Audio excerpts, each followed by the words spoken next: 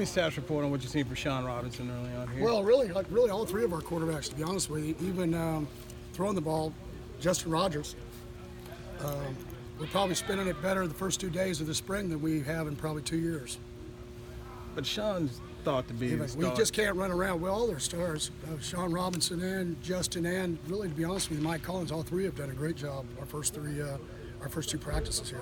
What we're doing, a little bit different because we got so many people in red, and we lost 21 seniors. And we had about 14 walk-ons that play quite a bit that graduated. We had 35 seniors in our class, so we have probably about another 14 or 15 guys in red shirts that aren't going through spring, because at the end of the season we had surge whatever we did, and so usually we go 4 practices before we go to the break.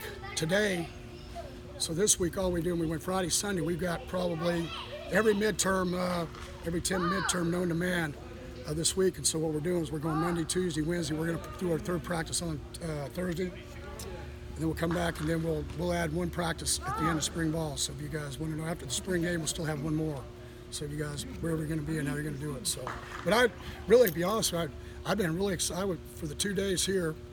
We look more explosive at the wide receiver position and at the quarterback as far as throwing the ball, especially deep, than again, like I said, we have in a couple of years. So all 3 of them. But in this league, if you're going to win it, especially since you've been in, you've got to have pretty much a first-team quarterback or a guy who's winning offensive player. If you want to win for us, but in ours, the first 5 days are we just been installation. So we're on number 2 installation. I don't judge any of them on the first 5 days. For us, Sean, it goes fast enough. If you guys are here watching practice, it goes fast enough that I'm barely keeping our number 2 defense has 10 redshirt freshmen starting on it. So we're deep in alligators. So I haven't had a chance to look at them, but tonight I'll get a chance to. But really, everything they've done, they're all mobile. I think that's the one thing that's making us exciting. Darius Anderson, even though he's in a green shirt, is not doing much, but he is taking handoffs and doing things.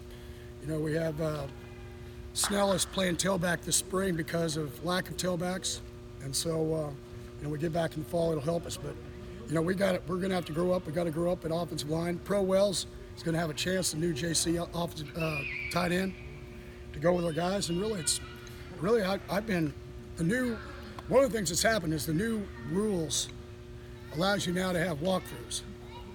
Okay, 2 hours a week. So one of the things that happens, we're a little bit ahead than what we used to be. You can't use the ball, but what we used to be, because you can walk through your first 2 or 3 practices in your first couple weeks before you get into practices. So even like a freshman like Tate Barber's having an unbelievable 2 practices because he's not really a freshman anymore. He's already walked through things, a couple times. And so it's benefited us in the spring so far already. So.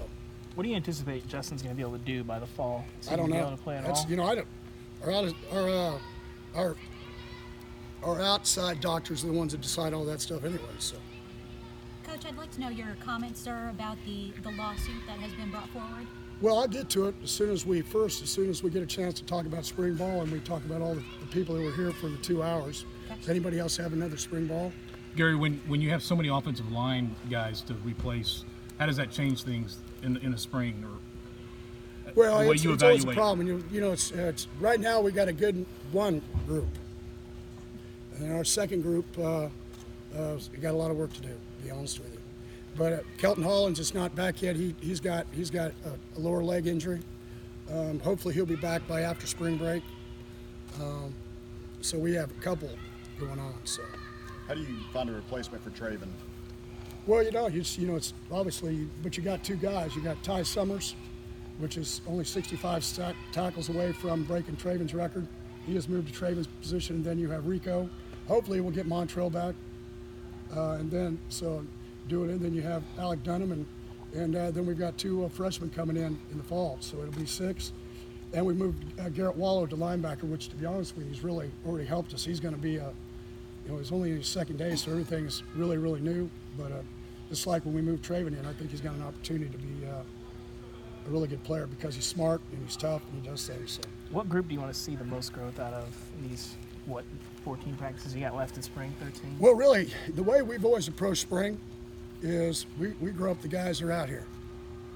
And then when you get everybody back, then what you do is, if they are back and they can play, then you become a better football team.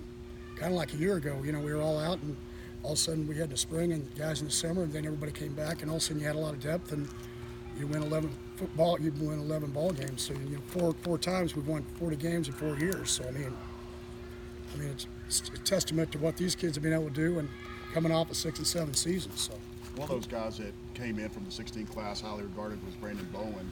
How's his progress been? We'll be very slow because he's in a green shirt. But obviously you got to get him back. Dennis Collins, we really have 4 ends that are right out. 3 of them that can't practice, and a 4th one that's limited. So right now there's a couple walk-ons that are with the number 2s that will help him. But Gary Overshawn has been one of them. Brandon can still do things today because we were in shorts. So, but that's why we kind of went to 3 practices. So possibility of getting Dennis back by the time we get to the end of spring break and get going with it. Just when you lose as many guys as we did to graduation, you're always in the spring unless you brought a lot of guys in. We only brought 3 guys in on offense. The offensive guys are the ones we brought in, so it's one of those things where you grow your freshmen up and you get ready to go. You had a pretty good offensive line last year. Are you feeling good about it this go around? Oh no, I mean, you had 5 seniors, really 6 counting Altman. He was a scholarship, was also a walk-on kid. So, really right now there's a great chance. I've heard Noteboom has done so well that he's got a chance to maybe be in the top 40 picks in the draft. Matt Pryor probably looked as good the other day when he was back here for Night of Champions that I've ever seen him. I think that people will take a chance on it. I think he's gonna get a chance. Patrick Morris also, I mean, he might have broke the record on the Wonderlic test as far as intelligence. He might be too smart for the whole situation, to be honest with you. So, but I think for 3, and then you have Sluter. So I think you have an opportunity. You have an opportunity for probably 4 guys possibly to get into camp.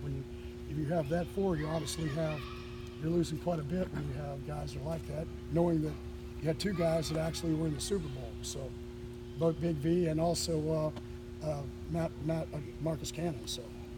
What do you think of Ben Bannigan's decision to come back for his? Well, number one, I had pro guys call him. I mean, I don't make it's same thing with Jason Verrett, Jerry Hughes. Here's the way I've looked at coming back or staying. I've never been. All I do is tell people these guys what the pluses and minuses are. And then I have people like Gil Brandt, pro guys, and my pro guys talk to them, and I just say here's the pluses and minuses if you leave. Here's the pluses and minuses if you stay, and because you never want it to be your fault. And so, the key is we've had a couple guys go out, but most of them have stayed, and the ones that have stayed have ended up turning out to be really well. And so, what I told him was he only had a 13-game, really a 15-game, we were 11-3, a 14-game resume. Mm-hmm. Jerry Hughes, when he was a senior, he had a over 50-game resume. If you want to be it's only 64 picks. 32 and 32. So out of 15,000 athletes, you have 64 picks to be in the top 2 rounds. So how do you get enough things on film as far as plays that you make so people think that they can take an opportunity to draft you in the first 2 rounds?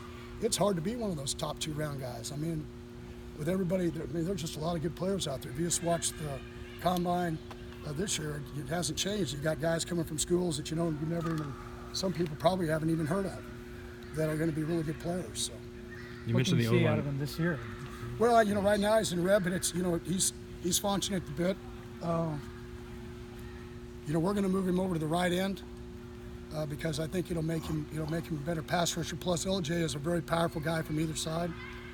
And then you put Mike Epley and then Brandon Bowen behind him, and you give yourself a chance to be successful. So you want to be 4 deep. You got O'Shawn coming in, so we'll see how we grow up there. Obviously, you only lost 1 end, and you only lost 1 tackle. And so for us, and we had 2 redshirt tackles, really 3 redshirt tackles. So we have 3 guys coming. They're going to give us depth inside. And then we had Brandon was redshirting on the outside, so we pick it up and get O'Shawn. So we also have a freshman D tackle from Euless Trinity coming in. Also, so we'll see. We get. It's a long time since before September. So realistically, Gary, does the quarterback competition carry over into fall camp? Well, I don't know. We're only on practice 2, and so for us, we're on practice 2. You haven't put the pads on yet. You haven't had live bullets yet. You know, in our first 5 days, we give them exactly the fronts and the coverages that we're going to see.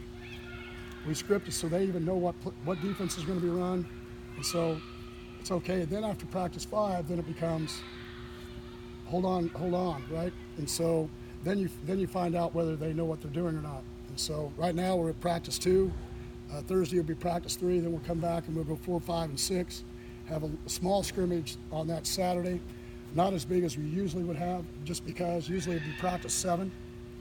So, but everything that I've seen, Sonny's done a great job with him so far. So, and obviously, as Nuri was asking, you know, you have Sean Robinson's probably the leader candidate because he's started a game and won it. He's been here. He's learned how during the week how to manage and how to prepare for a ball game. Which that was the best part about that was I don't think he understood what to do. So it happened, you know. Well, you think even though you played in high school, but to go into 7 days and then go on the road to a place like Lubbock and go play a ball game and be the starting quarterback is hard to do. You know, and he threw the ball. You missed a couple routes, but he found a way to win the ball game. But I think what he learned out of it is, number one, the preparation's a lot of work, and 2, you need to get down. You know, you can't run over everybody. It doesn't matter if you're 220. Everybody's got big guys. And so what you got to be able to do is you got to be able to get down. So.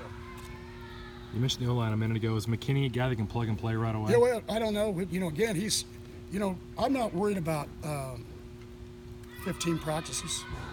Our biggest thing is to get them where they understand what's going on. The biggest thing for us is to make sure that we're far ahead where we are right now up there. You know, it's like 2014. The offense didn't even score in the spring. You know, we put in a new offense.